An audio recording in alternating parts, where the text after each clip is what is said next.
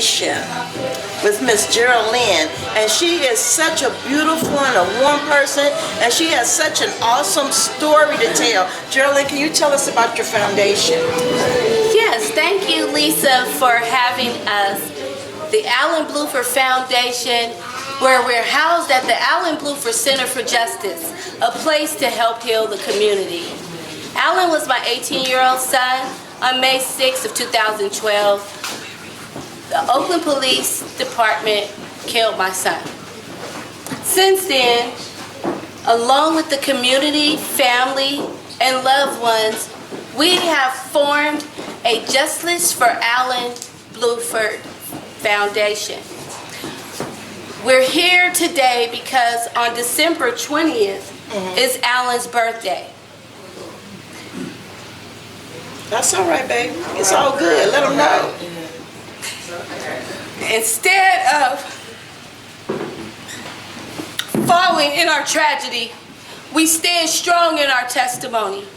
So here with the community, family, loved ones, supporters, we've come together to give back to those who have lost their loved ones. Today is December 18th. 3 years ago, we were at Laney College, where we celebrated Alan's birthday. Our keynote speaker was Angela Davis. The community, union members, family members, people from all over came to fight and speak out against this unjust that we all suffer. Yes. You know, Lisa, when it first happened, I felt as though people didn't understand, and they were ostracizing me and saying, why did that happen? But I know I have to stand and take a stand. Alan can't speak anymore. I always carry him in my heart, but I speak for Alan. I am Alan Blueford. Absolutely. And the world will hear of his story. Yes. And I am a strong believer in God. Amen. We did sue the city of Oakland. We did take a settlement. But my faith tells me that there will be justice for Alan. You see, there's no statute on murder. Right. And a lot of people think that it's said and done. But it is not said and done. And as God is my witness, I will fight until there is justice for Alan. And I truly believe that the God I serve will give me justice for Alan. Well, you know what? You already have the justice. It's just in the making. And you know, today we're having this celebration of life for Alan.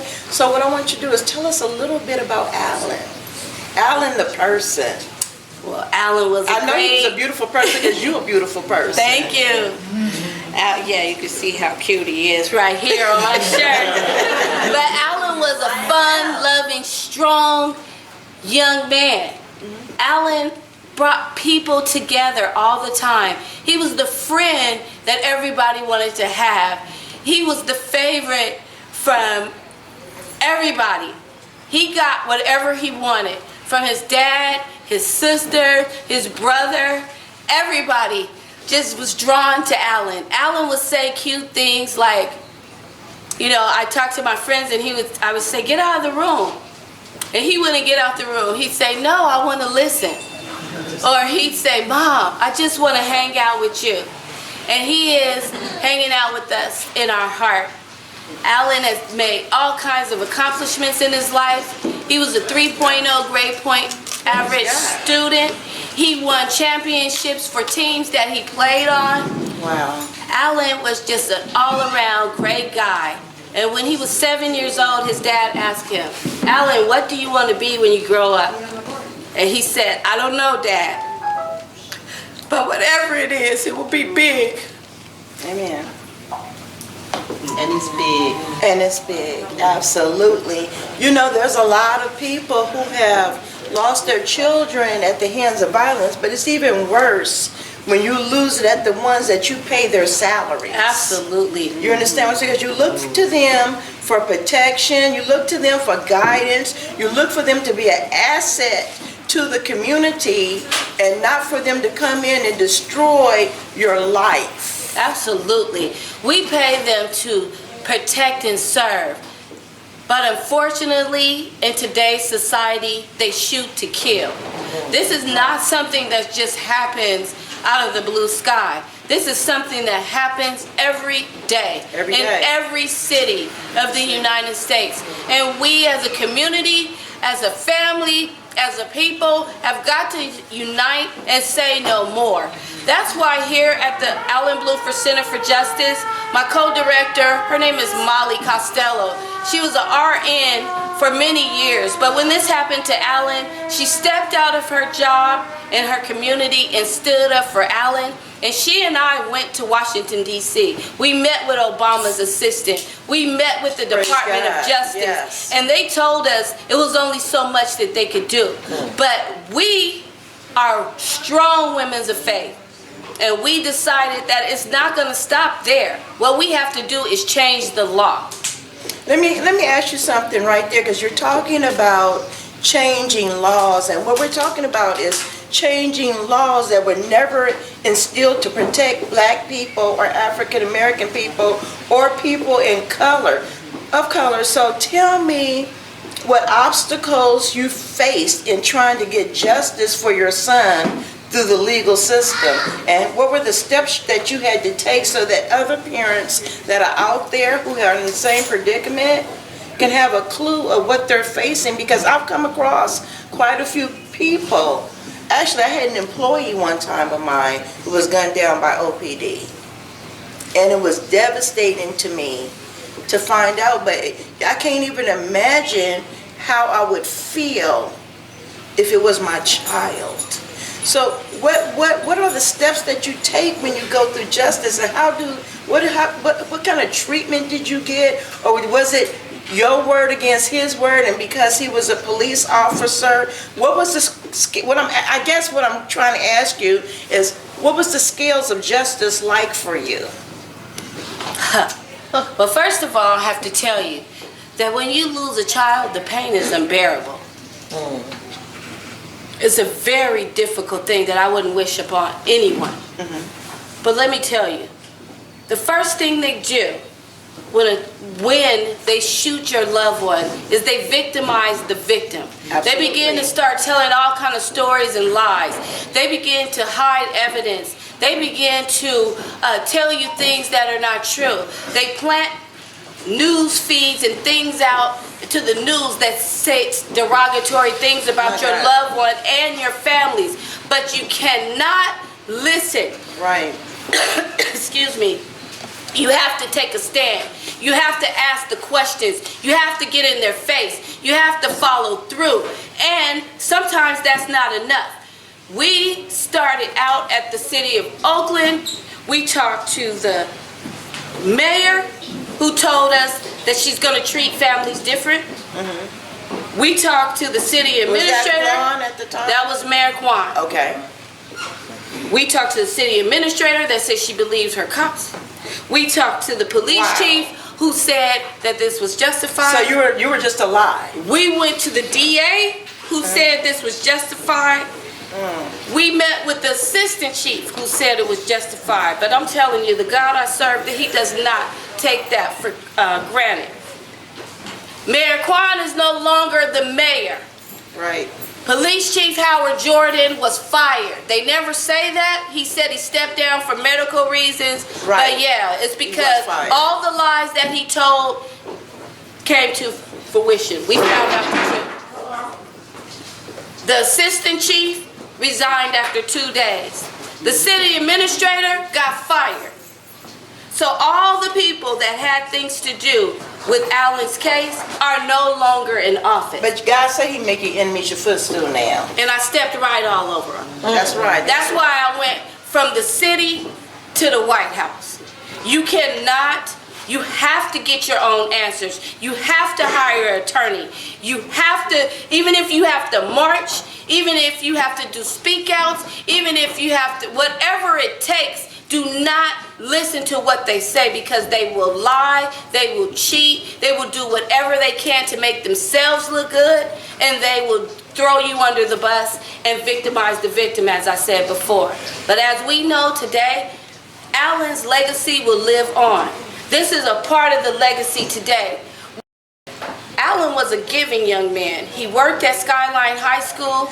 He helped the disabled. He served them. He was best friends with everyone. That's what we want to do. We want to give to those who have the same kind of feelings that we have, that go through the same kind of things that we go through. And, you know. Okay, you know what? Okay, now we're going to wrap up and talk about your healing, because I remember earlier when I talked to you, you talked about being very angry for so long, and you talked about now releasing the anger. And then I just want to ask you, after we talk about that, how can people get in touch with you to donate to your foundation? Because Lisa B Online has 44,000 monthly followers. Wow. So we want people to give, we want people to support you, because even though you might feel a certain way, there's people who can identify. Absolutely. I have had the opportunity to travel all over to different states, speaking about Alan's story and speaking about our fight. And, you know, to God be the glory. I get messages and letters, and people reach me and say that I'm an inspiration. For me, that's a little bit like, what, me? Because I can't believe, but Alan's story touches people. So you birthed something out of this. Yes, I did. And the thing is, when it first happened, I was in shock, I was in turmoil, I was in pain. I spent the first year living through anger and sadness. I was mad at everything. I walked in anger, I cried in anger, I talked in anger. I did everything angrily. And this is the 4th birthday without Alan, and I'm tired of being sad. Okay. I just want to celebrate the life of my son. Right. And I don't want to walk around with this upsetness. So now I'm here fighting for justice, and this is a part of my healing. Okay, so how can people donate to you? How can people give to you, and what do you need? Just going to tell people what you need. Well, you can reach me at the Brown-Blueford Center for Justice at 2434 Telegraph Avenue in the city of Oakland, California. We are also on Facebook at the Brown-Blueford Center for Justice. We also have a Facebook page for the Brown-Blueford Foundation, which is housed at the center. This center is here, donated, and set here for a place to help heal the community. We have several different outreaches, so we have people come in all the time, and we do what we can to give back and to help them. I'm also on IG at BabyQT, and that's BAYEBEEQT. And also, again, my name is Jeralynn Brown-Blueford. Our telephone number here is 209-740-9844. Also, I have a wonderful co-director, a family of supporters, and Can you bring your co-director in? Yes, please. I don't know where she is. She's hiding out. She always likes to stay in the back and push me out to talk. But this is a fighter, and she's been fighting for justice all for 3 years with me.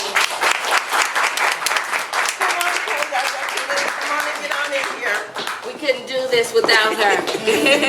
Tell her what you need. And the community. So we just need support for all of our outreaches, which is healthcare, counseling, inspirational speaking, fighting against police terror, which is a big thing. If you want to battle back, you got the right. They took the wrong boy, but you got the right sisters here. We'll go fight all the way with you. That's right. Okay. And we want to encourage all the mothers out there. We want to encourage all the mothers out there, or the fathers, grandmothers, aunties, uncles, friends, whoever you are. If you have lost someone to violence, please come reach out to Jeralynn. Come help unite yourself with her in this cause. God bless you. And as always, we're going to leave you with this. A soul saved beautifies a community. Hashtag me, Lisa B Online. We love you, and it's a wrap. Blessed 2016 to you. May God use you.